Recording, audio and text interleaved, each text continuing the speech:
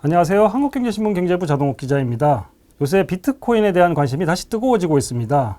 아무래도 가상자산의 우호적인 트럼프 대통령이 취임한 영향으로 생각되는데요. 투자 전망에 대한 시각은 극과 극입니다. 현행 10만 달러 안팎의 가격이 60만 달러, 70만 달러까지 7배까지 뛸 수 있다는 전망이 나오는가 하면 또 향후 10년 내 가치가 빵원이 될 것이라고 보는 의견도 있습니다. 채파고라는 별명으로 잘 알려져 있죠. 미래에셋증권 도곡지점 최홍석 팀장님을 모시고 얘기를 들어보도록 하겠습니다. 사실 코인 전문가는 아니신데 주변에 비트코인과 같은 코인 투자로 큰 돈을 보신 분들이 많다고 들었거든요. 어떤가요? 네, 실제로 비트코인의 경우에는 주도했던 투자들 대부분이 2030 세대, 특히나 제 또래 투자자들이 많이들 투자했던 대상 자산이다 보니 30대인가요? 네, 저 30대 네. 20대는 아니시고 네, 아직 30대 후반입니다. 어쨌든 예. 네, 그래서 제 또래가 관심이 많은 이제 투자 대상 자산인데요. 저도 기억나는 게 제가 2011년도에 증권사에 처음 입사했었는데 2010년대 중후반에 이미 저희 증권사 동기들 중에서 가상화폐 시장에 관심을 가지고 있는 그룹들이 꽤나 있었습니다. 그래서 실제 2010년대 후반에 비트코인이나 가상화폐 시장에 관심을 가졌던 저희 동기들이 실제 증권사를 그만두고 가상화폐 거래소로 이직한 케이스도 있었고요. 직접 실물 투자를 통해서 사실 거액의 부를 이룬 케이스들도 있었습니다. 그래서 어떻게 보면 저 역시도 가상화폐 시장 초기 투자자들이 저희 주변에 친구들 중에 있었던 케이스였던 거죠. 그래서 그때와 견주해보면 지금 가상화폐 시장이 보면 정말 어마어마하게 성장한 것 같고요. 그 과정에 저 역시도 개인적으로는 제가 그 과정에 적극적으로 참여하지 못한 투자자지만 굉장히 많은 교훈이나 경험은 얻었던 것 같습니다.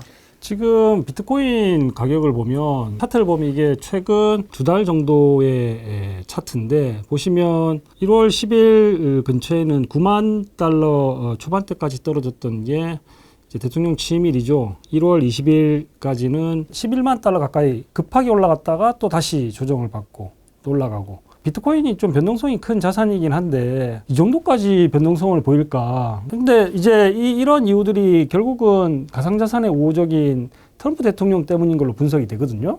맞습니다. 어떻게 보시나요? 실제 트럼프 대통령 취임 이전 이후와 그 전후에서 가상화폐 시장에 대한 기대감이 시장에 많이 형성됐던 것 같고요. 그건 어떻게 보면 트럼프 대통령이 직설적으로 비트코인에 대한 투자를 미국에서도 개방적으로 하겠다고 하는 코멘트들이 있었고 실제 가상화폐 관련해서 우호적인 인물들이 현재 미국의 중요한 의사결정권자들로 떠오르고 있는 상황입니다. 그래서 가상화폐 시장은 펀더멘탈 자체를 측정할 수 있는 자산은 사실 아니기 때문에 수급적인 이벤트나 아니면 정책의 스탠스가 중요한 영향을 미치게 될 건데 전반적으로 우호적인 스탠스의 정책 의사결정권자들이 나온다는 것 자체가 비트코인 입장에서는 호재로 볼 수 있는 거죠. 그런 것들이 시장에 반영하는 과정이었던 것 같고 이제 다만 언제나 시장은 기대라는 것들이 과도하게 되면 거기에 대한 반작으로 조정이 나오게 되는데 트럼프 대통령 취임식 전후에서 그런 가상화폐 시장에 대한 기대감이 한껏 많이 부풀었던 것 같아요. 그런 기대감이 단기적으로 좀 조정받고 있는 게 아닌가라고 판단하고 있습니다. 지금 이게 이제 단기적인 가격 변동이라 그러면 이게 장기 변동인데 보시면 뭐 멀지도 않아요. 이게 2023년 뭐 이 근방인데 1년 뭐 반 기간 동안 25,000달러에서 거의 10만 달러까지 4배가 올랐거든요. 작년 한 해 이렇게 가파르게 오른 셈인데 뭐 저도 작년에 비트코인에 투자해야 되나? 뭐 반감기가 뭐 다시 나온다 이런 얘기들 듣고 고민을 했었는데 그런 순간에 또 갑자기 저렇게 뛰었단 말이에요. 뭐 올해 뭐 내년에 비트코인에 대해서 투자를 들어가야 될 시기라고 보시나요? 아니면 뭐 지금은 좀 너무 가격이 뛴 거 아닌가 이렇게 조심스러운 입장인가요? 일단 증권사 직원으로의 관점으로 보면 우리가 다루고 있는 주식 자산이나 채권 자산은 일반적으로 전통적 자산으로 분류되는 자산입니다. 그런데 이 가상화폐 시장은 전통적 자산과는 분리되는 별도의 시장이거든요. 그래서 사실 제가 증권사에 재직 중이고 금융권에 재직 중이라고 해서 이 가상화폐 시장에 대한 이해도를 깊게 가지고 있거나 전망할 수 있는 자격은 저는 없다고 생각을 하고 있고요. 다만 개인적 관점에서 본다면 비트코인 시장에서 우호적인 분들의 관점의 주요 논리는 공급과 수요란 관점에 봤을 때 공급은 제한되어 있는데 수요는 분명히 앞으로 더 늘어날 거라는 논리를 취하고 있는 거잖아요. 네, 저 역시 거기에 완전히 동의하기는 어렵지만 가상화폐 시장 내에서 비트코인 자산들은 이미 어느 정도의 신뢰성을 획득했다는 점에서는 장기적으로 보면 당연히 일반적인 자산들의 가격은 장기적으로 우상향하는 것이거든요. 그래서 그 각도가 가파르냐 아니냐를 떠나서 장기적인 우상향 가능성은 지금은 상당히 높아진 게 아닌가라고 저도 보고 있습니다. 그 개인적으로 볼 때는 뭐 우상향 가능성이 높다 이렇게 생각을 하시는 건데, 그러면 아까 말씀하셨던 것처럼 이제 초기에 투자를 하셨던 분들은 아무래도 뭐 셀러리맨이든 아니든 단기간에 굉장히 큰 부를 이룰 수 있었잖아요. 그런 분들은 뭐 주변에 보면 뭐 이제 고객분들도 계시고 아니면 친구들도 있을 텐데 뭐가 좀 다른 투자 습관이나 생각이나 이런 패턴들이 있던가요? 뭐 생각나는 게 있으면 좀 말씀해 주시죠. 저 역시 자산관리사로서 투자 시장에 참여해 보면 이런 어떤 트렌드에 민감하게 반응한 투자자들이 있거든요. 실제로 그리고 그걸 과감하게 베팅해서 큰 불 이뤄낸 경우들이 있는데 세 가지가 작용하는 것 같아요. 하나는 일반적인 사람보다 높은 호기심이 있습니다. 뭔가 새로운 호기심이. 무엇인가가 나타났을 때 거기에 관심을 가지는 거죠. 공부를 하겠네요, 그러면. 네, 예를 들어서 NFT란 키워드 같은 경우에도 처음 NFT가 나오면 대부분의 사람들은 NFT 모르겠는데라고 넘어가지만 호기심 많은 투자자는 그 키워드에 대해서 이해하려고 하는 거죠. 이게 어떤 의미인지. 가상화폐 시장 역시도 초기에 나왔을 때는 그냥 지나간 하나의 유행이나 혹은 그냥 밈 같은 거였는데 호기심 많은 투자자는 거기서 기회를 좀 봤던 것 같고요. 그 두 번째가 과감한 실행이 있었던 것 같아요. 그러니까 아마도 가상화폐 시장이나 뭐 NFT나 여러 가지 테마에 관해 관심 가진 투자자들은 많이 있지만 그거에 정말 투자 자본을 실행하는 건 상당한 용기와 실행력이 필요하거든요. 그리고 마지막은 운이 많이 작용하는 것 같습니다. 역시 운이다. 운이 따라야 된다고 생각합니다. 참고로 제가 이렇게 비트코인에 대한 전망 같은 것들을 이야기하는 전문가들 얘기를 들어봤는데요. 정말 처음에 말했던 것처럼 극과 극입니다. 유진 파마 시카고대 교수는 굉장히 저명한 경제학자고 노벨 경제학상까지 받았던 사람인데 최근에 10년 안에 비트코인 가치가 0이 될 확률이 있느냐 이렇게 물었더니 1에 가깝다. 이제 100%에 가깝다. 이런 얘기를 하셨고, 빌 게이츠 같은 사람은 부정적인 이야기를 예전부터 쭉 얘기를 해왔었는데 최근에도 뉴욕타임즈하고 인터뷰에서 가상자산은 전혀 쓸모가 없다. 똑똑한 사람들이 자신들을 속이고 뭐 물건을 팔고 있다. 뭐 이런 식의 부정적인 얘기를 하셨고, 반면에 그 최근에 굉장히 핫한 그 투자자죠. 톱니 밴드스트랩 창업자는 올해 비트코인이 최고의 자산 수익률이 될 거다. 계단 가격이 25만 달러, 그러니까 두세 배 정도 오를 수 있다. 이거를 지난달에 인터뷰에서 얘기를 했고, 레리 핑크 CEO 얘기도 좀 그 인상적인데 향후 50만 달러에서 70만 달러까지 갈 수 있다. 세계경제 포럼 1월 달에 한 포럼에서 이렇게 공개적으로 한 얘기인데, 제가 여쭤보고 싶은 거는 이렇게 전망이 이렇게 극과 극이에요. 이럴 때 뭐 자산가들이나 아니면 부자들 아니면 투자 고수들은 어떤 뭐 사람마다 틀리긴 한데 아예 무시를 하는 건지, 아니면 자기 자산 중에 일부 아주 소량이라도 투자를 하는 건지,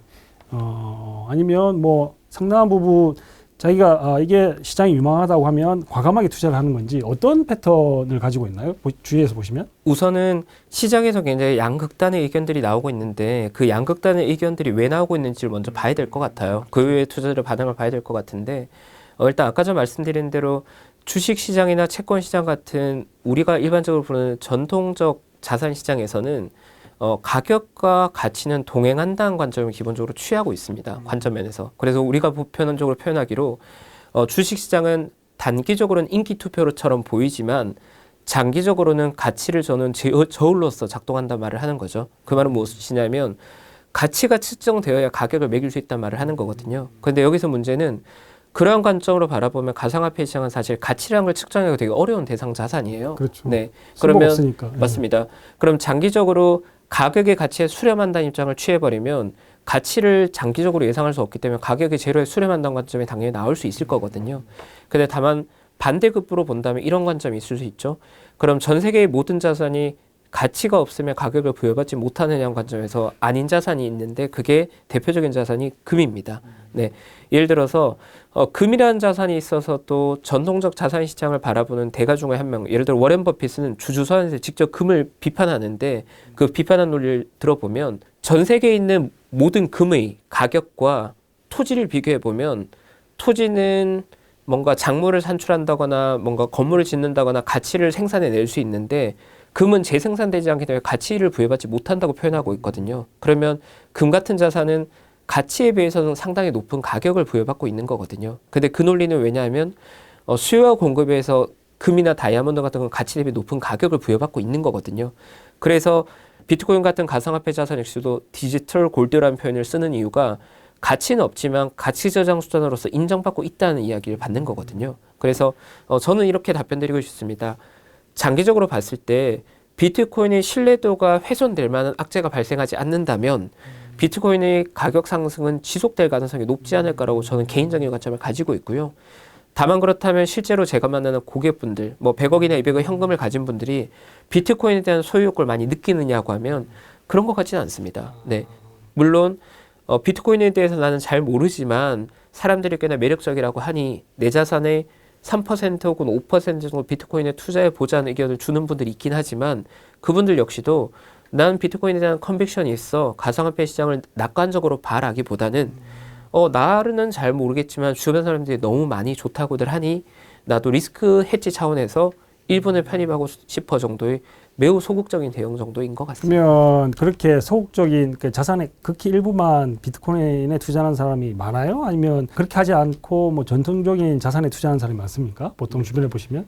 조금 나눠서 봐야 될 것 같은데요. 저 역시 강남에서 15년째 자산관리 비즈니스를 하고 있지만 저의 고객분들은 대부분 전통적 자산을 통해서 불이룬 분들이 대부분입니다. 그리고 연령은 60대 중반에서 80대 초반 정도의 고령 고객분들이거든요.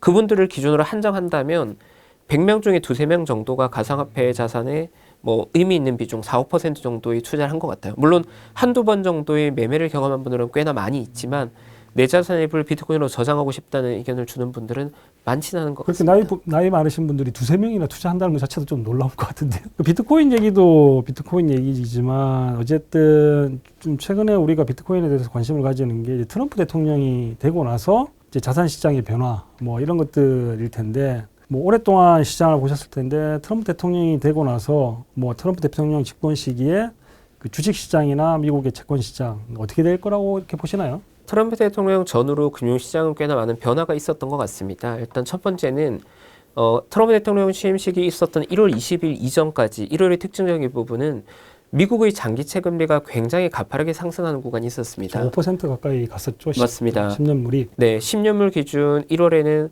5% 훌쩍 넘을 수 있다는 게 나올 정도로 굉장히 가파르게 올랐네. 네, 금리가 급등하는 구간이었고요. 근데 그 배경에 뭐였냐면 트럼프 대통령 취임 후에 관세 정책이 미국의 인플레를 자극하게 되면 금리를 내린 게 아니라 오히려 금리를 올려야 될 수 있다는 이야기 꽤나 극단적인 의견이 나오고 있었던 상황이거든요. 그런데 취임식 이후에 실제로 트럼프 대통령이 내놓은 관세 카드를 보면 시장에 걱정했던 것처럼 무작정 때리겠다는 아니거든요. 우리는 관세란 카드를 가지고 있으니까 협상 카드로 활용한다. 맞습니다. 뭐 이런 거 있죠. 이걸 보완하기 위한 뭔가 다른 대응책을 가져와라는 입장이었거든요. 그걸 보면서 시장은 적어도 트럼프의 관세 정책이 미국의 인플레에 불을 다시 지를 정도로 아주 거친 방식은 아니겠다는 게 좀 안도하는 것 같고 그 과정에서 트럼프 대통령 취임 이후에 이제 불과 2주 정도 지났는데 그 사이 미국 10년물 기준금리가 4.8에서 4.4까지 내려온 상황입니다. 0.4%포인트 40bp가 내려온 거네요. 맞습니다. 2주간의 변화라고 보기에는 굉장히 가파른 변화가 있었던 거고요. 그 과정에 사실 채권 시장에서도 굉장히 급격한 가격 변화와 방향성 전환들이 있었던 것 같습니다. 미국 10년 국채 금리가 4.8%를 찍을 때 즈음에, 그러니까 지난달 뭐 중순, 초중순쯤에 국채 가격에 미국 달러채에 투자했던 사람 대박 났겠네요. 단기간 수익률은 꽤 많이 난 상황이고요. 네, 실제로 저도 봤을 때 2050년에 만기 도래하는 한 25년 정도 남은 물건들을 보니까 금리가 4.8까지 올라갈 때 할인율이 워낙 높아지니까 매매 수익률 거의 7%에 들어가 있었는데 지금 그 금리가 6.3 이 정도밖에 안 되거든요. 그러니까 2주 사이에 사실 채권금리가 7% 6.3까지 내려온 거니까 장기물 가격 변동이 굉장히 컸다는 거죠. 뭐 고객분들은 많이 사던가요? 금리가 4.6, 4.7 구간에서는 고객분들 실제로 장기채 채권에 대한 관심도가 되게 높았던 것 같고요. 1월은 그래서 대부분 주식을 추가해서 한 분들보다는 채권을 다급하게 산 분들이 많았었던 것 같습니다. 확실히 금리 차에 따른 채권 투자 이런 것들은 굉장히 전문가들 영역이었는데 그게 그 일반인들은 아니지만 하여튼 그 자산가들이 그쪽으로 많이 이동을 한 게 느껴지네요. 맞습니다. 근데 그건 약간의 학습 효과가 작용된 건데요. 뭐냐 하면 2023년도 2분기까지 미국 연준이 금리 인상을 했을 때 2023년도 9월에 미국의 기준금리 이미 4.9까지 올라갔었거든요. 근데 그 당시에 금융권들이 많은 하우스들에서 지금이 장기채를 사기에 아주 빅 찬스가 왔다라고 강하게 세일즈 했었는데 그 스토리텔링이 이번에 다시 리바이벌 된 거죠. 근데 뭐 지금 와서야 그렇게 얘기를 하지만 지난달 같은 경우에는 대통령이 취임하면 관세 정책을 하게 되면 또 금리가 오를 수가 있고, 그래서 뭐 금리를 못 내리게 되면 시중금리가 기준금리가 여전히 높은 수준 올라갈 수도 있다. 뭐 이런 얘기, 감세 정책도 있어. 감세 정책을 하게 되면 정부 돈이 모자라니까 또 금리가 올라갈 수 있고, 그 5%를 훌쩍 넘을 수 있다라고 이렇게 전망이 있었던 시점에 들어가기는 또 쉽지 않은 것 같아요. 네. 근데 그거를 갖다가 이렇게 자산가들이 살 수 있었다는 것 자체가 되게 좀 놀랍긴 합니다, 제 생각에는. 네. 근데 그건 자산관리 시장에선 대부분 베스트한 타이밍을 찾으려고 하기보다는 합리적인 레벨의 수익률이 나온다고 하면 분산을 해서도 의사결정하고자 하거든요. 물론 고객분들도 3번 정도 살까라 생각하고 한 번 사거나 2번 사고 끝난 분들도 많았을 거고요. 내가 딱 한 번 쓸 카드인데 그때 다 살 거야라고 한 분들은 거의 없었을 거예요. 그래서 분산해서. 맞습니다. 그러니까 외부에서 보기에는 베스트 타이밍을 굉장히 뛰어난 수준에 잡을 것 같지만 뛰어난 투자자들일수록 타이밍은 잡을 수 없는 거니까 합리적인 수준의 수익률에 관한 액션을 취해야겠어라고 첫 액션, 두 번째 액션 정도 취한 정도 레벨이었던 것 같아요. 그러니까 요약하면 이제 코인도 굉장히 투자 기회가 있다. 뭐 트럼프 대통령이 가상자산에 우호적이기 때문에 뭐 이런 얘기들이 많았지만 정작 코인에 투자하시던 자산가분들은 많지 않았는데 금리 전망이 굉장히 불안전한데 국채에는 들어갔단 말이에요. 네. 그게 뭐 역시 국채가 좀 안전자산이라는 측면이 있어서 그런 측면이 있는 거겠죠? 맞습니다.